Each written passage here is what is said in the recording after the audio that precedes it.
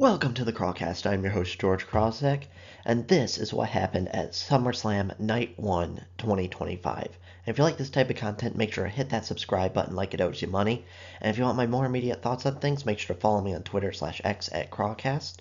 And now let's get started.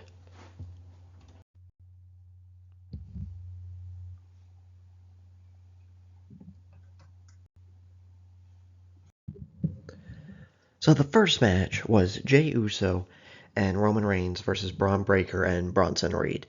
And so it's funny because at the beginning, Roman's entrance was kind of botched because the pyro was supposed to go off when he held his finger up, but then it went off way too early and it happened twice.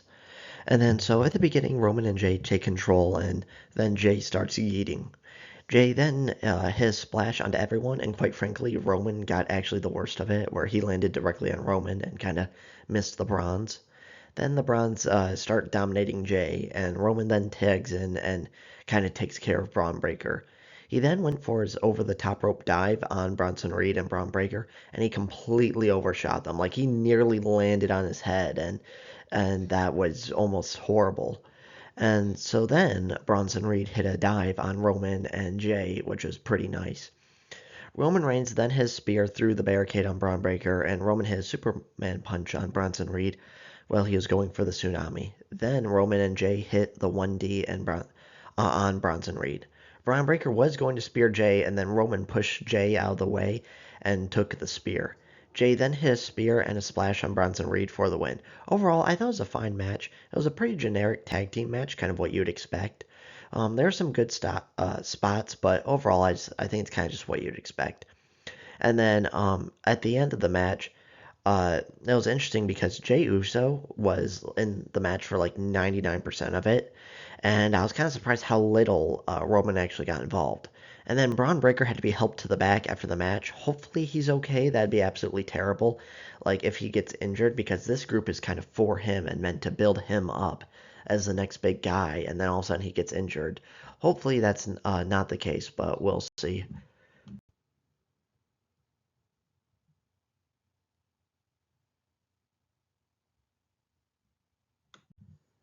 The next match is Alexa Bliss and Charlotte Flair versus Raquel Rodriguez and Roxanne Perez for the Women's Tag Team Championships. After initially arguing on who would start the match, um, uh, Alexa started and then tagged out for Charlotte to dominate. After a little while, Raquel took control, and then Alexa got the hot tag, and Alexa hit the Twisted Bliss on Roxanne, and Raquel attacked Alexa afterwards. Charlotte hit a double moonsault on Raquel and Roxanne, and then Alexa accidentally punched Charlotte in the face, and Roxanne hit the pop rocks for which seemed like it'd be the end. But then Alexa then saved the pin. Alexa then dragged Charlotte into the corner and tagged herself in. Alexa hit Sister Abigail for a win, and there was a really great closing shot where it looked like Charlotte was going to attack Alexa, but then she kind of forgave her and hit Raquel for the big boot. Overall, I thought this was a really great ending, and I think this is a great spot for Charlotte and Alexa because right now it seems like WWE is not interested in putting Alexa in the main event at all whatsoever. And Charlotte, if when people don't want to see her in the main event because it makes it look like she's holding down younger stars. So I think this is a good spot for both of them to have their little tag run, and then once more goodwill is built up between both of them, you can start elevating them back towards the main event levels. And so they are your new women's tag team champions, much deserved, and it's going to be an exciting run, and especially because the Judgment Day just needs to end. Their run's not very good, and I just have no interest in seeing them as continuing as tag team champions whatsoever.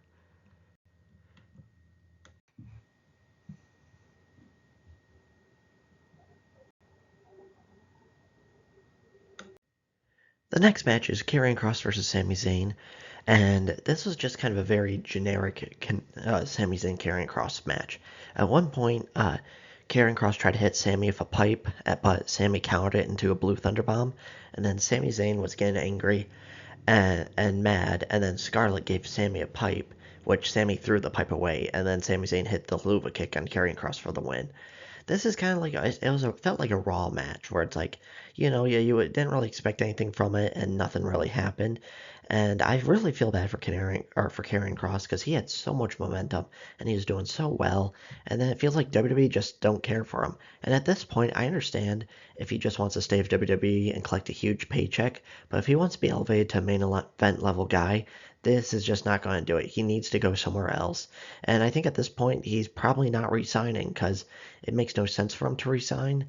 And just have him lose like this and have him lose constantly. There's no momentum. They're not going to do anything with him. And at this point, he kind of feels like a glorified jobber, even though he has a huge backing behind him. So overall, this was just kind of a nothing match, and this was a nothing feud. Sammy didn't change at all. Karrion kind of didn't change at all, except for he just became more of a loser. And overall, this was just didn't feel like a SummerSlam match.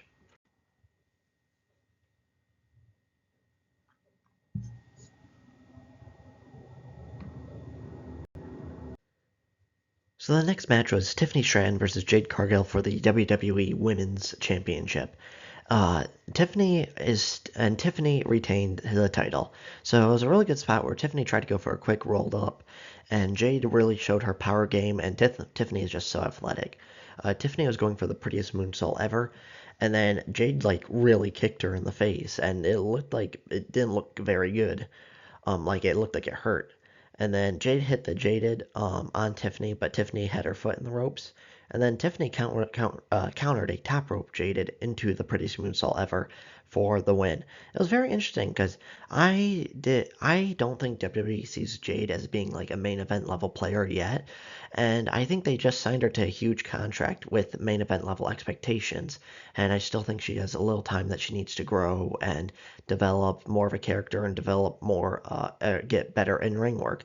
And then Tiffany, I feel like she's just been doing so much great work in as the top women star of SmackDown, and I think she deserves a little bit of a longer title reign.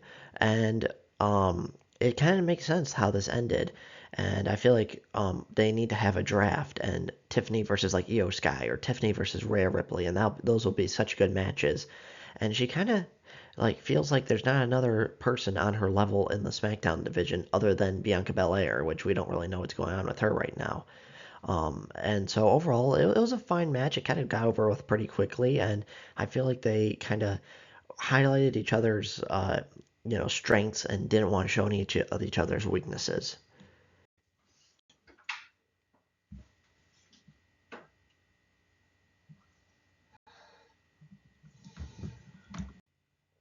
So the next match was Jelly Roll and Randy Orton versus Drew McIntyre and Logan Paul. First off, I would say Jelly Roll coming out to Toby Keith was pretty good. So Randy Orton was initially going to start the match, but then Jelly Roll tagged himself in, and then Jelly Roll and Logan Paul were the ones that started the match. And surprisingly, Drew McIntyre and Logan Paul won. I was really surprised by that. So Jelly Roll hit a scoop slam and an elbow on Logan. Drew then tags in, and Logan and Drew hit Jelly Roll with a suplex. There is a huge "F you Logan" chant, which is really good and showing that he has some serious heat on him. Jelly Roll then tagged in Randy Orton for the hot tag. Randy took out Drew. Drew hit a Claymore on Randy on the outside. And then Logan hit a huge frog splash through the announce table to the outside on Jelly Roll. Officials then came out to stretcher out Jelly Roll. Jelly then came back into the ring because he was like, no, I'm not leaving. And Randy tagged in Jelly Roll, and he took out Logan with a huge choke slam. He then hit Drew with a black hole slam. Drew hit a Claymore on Jelly Roll, Randy hit an RKO on Drew, and then Logan Paul hit the Frog Splash on Jelly Roll for the win. And I thought Jelly Roll did a fine job. Like, he wasn't great, he wasn't terrible. It felt like he had just had a lot of power moves, so it was more on Logan making him look good rather than him looking good. And I don't know the actual numbers on this, but I feel like Jelly Roll spent like much more time as like the legal man in his tag team match than Roman Reigns did. And so that'd be kind of surprising if like the celebrity Jelly Roll wrestler spent more time wrestling than Roman Reigns. Overall, I'm happy that Drew and Logan won because I do think they deserve it.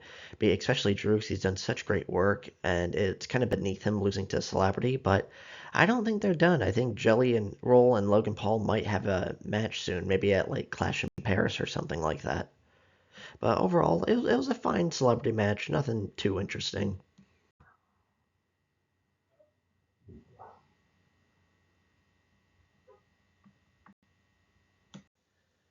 So your main event was CM Punk versus Gunther for the World Heavyweight Championship. So there's a lot of really good chain wrestling at the beginning, and then Gunther and CM Punk really just beat the crap out of each other the entire time. There was a really nice spot where Punk was going for the GTS, and then Gunther countered it into the sleeper, and then Punk countered it into a roll up. Gunther dominated really most of this match, and he was just really good. And then so there was one point where Gunther started bleeding, and I saw someone run behind the table, so I'm not sure if it was a blood pack or if he actually kind of bleeded. I think it might have and probably was a blood pack, but overall, CM Punk hit 2 GTSs and won the title. And I felt like this was a really like old school match and had a really good like an actual wrestling match instead of not just a couple of spots. It was actually a really good match. And other than like the one Hell in Cell match with Drew McIntyre, I think this was CM Punk's best match since his return. And then this is definitely Gunther's best match since winning the World Heavyweight Championship both times. And overall, this was just really, really good. And I think this can be a match of the year candidate. So at the end, I thought it was very interesting because the referee was staying in the ring next to Punk instead of just leaving and letting Punk celebrate. So then Seth Rollins came out and he was on crutches, and it looked like maybe they'll tease it like, oh, I'll cash in on you sooner or later. But then Seth put the crutches down and ran to the ring and beat Punk down with the briefcase. Then he hit the stomp on Punk and cashed in his Money in the Bank briefcase for the win and for the championship. I thought this was pretty obvious. I even said in my predictions that I thought Seth Rollins was more likely to walk home with the championship than Punk was. But overall, it was a really great angle. Again, I thought what ruined it was a little bit too obvious because they didn't even give us like a false report on Seth's injury. They're just like Seth is injured and we're giving no further details. So everyone kind of knew he wasn't injured. But overall, great angle, great match. And I kind of hope they wrap this up a little bit quicker because Seth Rollins and CM Punk have been feuding for 2 years, and I think it's just time to move on for both of them. And then Braun came out to celebrate with Seth, and his whole leg was taped up, but he was walking, so maybe he's fine and just a little bit injured and won't be out for too long. But I don't know. Overall, I think Gunther CM Punk was a match of the year candidate, and everything else just kind of felt like average, like low end pay per view stuff, where it really wasn't that great. And let me know your thoughts in the comments below, what you liked, what you didn't like. And if you like this type of content, make sure to hit that subscribe button like it owes you money.